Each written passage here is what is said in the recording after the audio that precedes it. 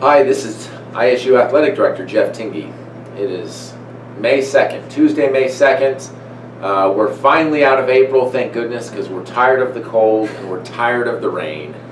And the snow. We had snow twice last week. We want it to be warm. We especially want it to be warm for Jenica Dodge, who's here from the cross country and track and field team. Running in the heat is probably better, right? Absolutely. Always better, always better. As a former college track and field athlete, running in the heat is always better. Well, Jenica, thank you for joining us today. Yeah, of course. It's a pleasure to be here. Great to have you here. Could you start off by just giving us a little background about you? I'll mention to our group you're from Rockland, California, but what else would you tell? What else do we need to know about Jenica Dodge? Oh, goodness. My background in running. Running is the only sport I've ever done. I was always too afraid to try any other sports. Just absolutely petrified of competition. I hated it. But my 6th grade year, they were starting up a cross-country team at my elementary school. And I knew that my dad was a runner, so I just thought, well, maybe I'm good at this sport. We'll see. We'll find out. So I tried it out, fell in love with it, and I've been doing it ever since. I ran through middle school, all 4 years of high school, 2 more years at American River College in Sacramento. So I did my associates there as I was competing for them as a Beaver, and absolutely loved it. And other background, I mean, my family, they all run too. My mom was a sprinter in high school. My dad still runs. He now coaches my brothers who run for the high school. So we're a running family, that's for sure. And it really kind of defines who we are as Dodges. So you were young and afraid of competition, but cross-country track and field is only competition. I know, it doesn't really make sense, but... When did that change? Because I would assume now you probably like competition. How did that change? When did that change? I think the turning point for me was really towards the end of my middle school track and field and cross-country times, because my coach there, she Miss Hartley, she was a great inspiration for me, and up until that point it was just kind of for fun. I was just kind of like, oh, I like running, it's a good time, but I think she was the one who really saw like the talent that I had, and she really started to kind of tap into that and really get me motivated to see what I can do. And once I got into high school, I started to become a little more competitive and realize that I did love the sport, and I wanted to test myself and see what I could do each year. Good. So here at Idaho State, you're a senior. What are you studying? You're a junior. Junior, oh, yes. We got her for another year. Yeah. Right. God, I was thinking you were a junior for some reason. So what are you studying?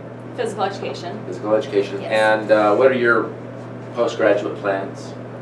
Well, I do plan to teach high school. High school PE and maybe health later down the road if I plan to add that in, because health is another important subject to me. So, teaching PE and hopefully also coaching cross country and track. I love the high school level and the kind of wide range of athletes you can get on a team in high school. So if I can coach those kids, I would love that. And what better way to recruit than have them in your PE class? Yeah. You can just pull them out and bring them out and hopefully build something pretty amazing. Yeah. Would it be your preference to go back to California or just in the West, or does it matter to you?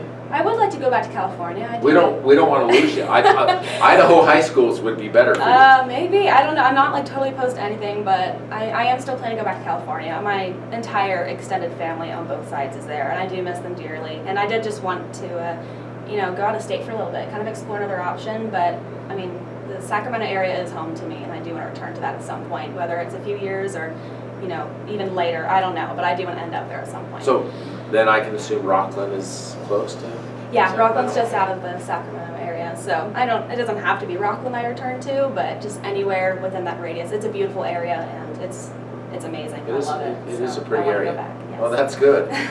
So you talked about that transition from 6th grade up through high school and junior college and then to college. You only wanted to run track and field. Was there always a goal in your mind to run in college, or did it happen as a transition, or did it happen one day? It's actually kind of fun. I remember I was actually not sure if I wanted to run in college. I can't remember if it was my junior or senior year, but I do remember I went on a run with my dad one day, and maybe he remembers this too, but we were just kind of talking about it, if I wanted to run in college, and I kind of brought up the point, I'm like, I'm not sure if I want to do it. I was just like, I just want to focus on school, maybe get a job so I can save up money and like, make sure I'm set. And I don't remember what his actual words were, but he was basically he's not a very pushy person, but he's kind of like trying to tell me, you should probably consider running in college. And after that, I just started thinking about it. And then by the time I was done with my senior year, it was pretty much decided that I was like, yeah, I was going to do it. I wasn't ready for university, but I knew I wanted to continue. It was just I came to peace with that, and I was ready for it. And I'm so glad that I stuck with it. Well, great. Yeah. So share with us how you got to Idaho State through that recruiting process and decision making. Yeah, that was one crazy time. Trying to pick a school is really stressful, but it's a lot of fun too. So yeah, once I was finishing up at American River, I just started making a list of all these different schools I was interested in. None of them were in California, but I wanted to try and go somewhere else, and went on a few visits, and my dad came with me on the visit here to Idaho State, and we were both very impressed. I just remember telling him that when I left, I was like, I have a really good feeling about this. I was like, when I'm walking around, it already kind of felt like a home to me. Coach Nate is just awesome. I could really trust myself with, running for him, and my dad felt good about it too. I take a lot of, I value his opinion a lot, and he was very comfortable with me being here, and I think that was kind of that's when I decided, like, yeah, I want to go here. We both felt good about it, and it seemed like a perfect fit. Yeah. Good.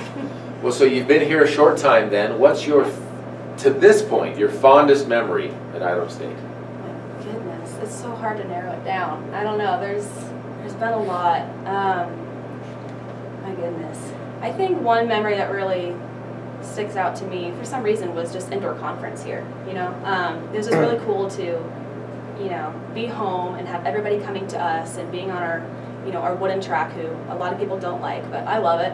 And just being here, just kind of having that excitement of just hosting everyone, and then that was a really good race for me. I remember watching a lot of other teammates just run really well, and I was just filled with so much pride. And that was just a really good day. I really liked conference here. That was a lot of fun. Good for you. Well, I thought maybe, and for all of our listeners and viewers out there, last week was our annual athletic bending banquet, which is the award show for all of our student athletes. It's quite the feat to go up on the stage. It's quite the feat to go up on the stage 3 times. 3 times? Yeah, you were up there 3 times. Twice. I remember you 3 times, yeah. So that sets you apart.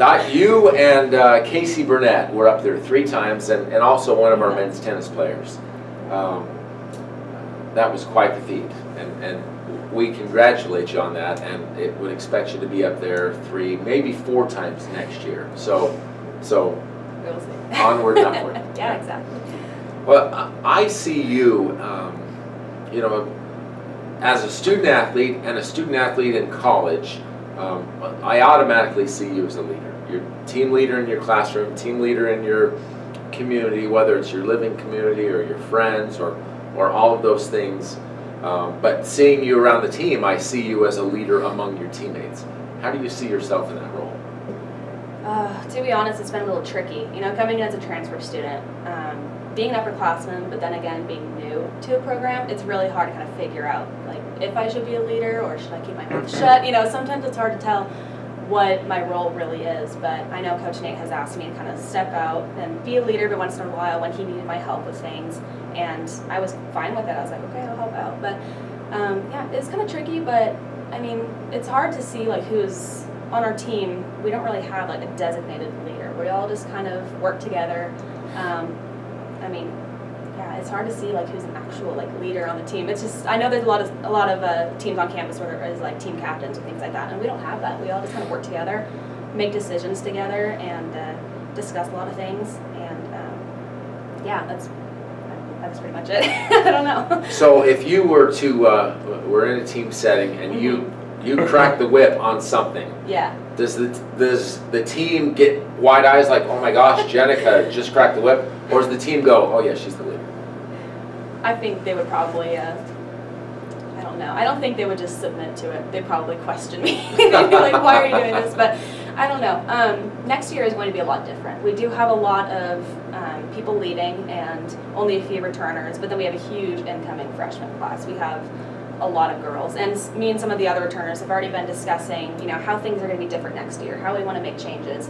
And I think if I'm not as much of a leader now, I'm going to be even more so this upcoming fall. And I'm really looking forward to it. Like, I'm not trying to take absolute control, but I know I have a vision of what our team should be. I know what Coach Nate wants, and I really want to try and implement that and get it to be where we want it, because we have a lot of potential. And I think this fall is going to be really great if we can all work together and kind of steer everyone in the right direction. So, do you mind sharing at least what your vision entails in a macro sense? Oh goodness, it's not just mine. I mean, like I said, there's a few of us returners. We discussed it a lot. Me and some of the girls were like, we want to do this, we want to do that, and I guess the best way I can sum it up is just, like I said, like, we're going to have leaders, but at the same time, everyone's opinion counts. It's not going to be just, a freshman pipes up and says something. We're not just going to push her to the side. We're going to value her opinion. We're going to hear what she has to say. I thought freshmen didn't have opinions. No, they definitely did. No. Well, it depends on the opinion. No, I'm just kidding. But, I don't know. I just want to make sure that it's really inclusive, because cross country is such a team-oriented sport. You're working together. Like, when you're out there on the course, yes, you're running and seeing how fast your body can possibly go, but you've got the whole team on your back. And the only way you're really going to be successful as a cross country team is if you are successful at practice every day, at team stuff outside of practice. Just as long as everybody gets along pretty much all the time, then you're going to build something really strong, and that is the key for getting yourself where you want to be. So. Okay. Well, then, one final question, just to close it up. Thinking back on this year and your personal bests, in track and field, you run a lot of different events. What's the one that sticks out to you the most that you'd like to tack up on your wall? And is it one that you've accomplished already, or are you close? As in the races I've done this season so far? Well, I think the highlight, I think a lot of us can agree, was my 10K at Mount Sac. That was a huge deal for me. Just a huge PR and put me on the regional list, or I guess NCAA first round now, as they call it. It was, coming in, I was like, well, we'll see if I can, get past conference. I'm not sure, but after that 10K, it just really got me pumped. I was like, I'm ready. Like, I can be at this level. I really want to do it. My 5Ks haven't been as impressive. I'm hoping to change that, but we'll see. But there's a big difference between a 5K and a 10K. Yes, there is, absolutely. So your time in that 10K? It was a 34:42. So to all of our listeners out there, 6.2 miles in 34 minutes. What does that average out per minute? Per mile? Or per mile, sorry. It's about 5:35 pace or so. 5:35. I could be off a little bit, but it's around there. Yeah. Oh man, 5:35. So the rest of us in this room and probably listening to the podcast are now intimidated. And congratulations, good for you. I'm not very tall, so no need to be intimidated. But thanks. Hey, I just don't want to have to race you in a race. That's what I'm saying. So, well, thank you so much for joining us today. We appreciate having you with us. Getting ready for the conference championships next weekend, correct? Yes. Back in my hometown, kind of, Sacramento. So excited to see my friends and family there if they can make it, which I really hope they can. Yeah.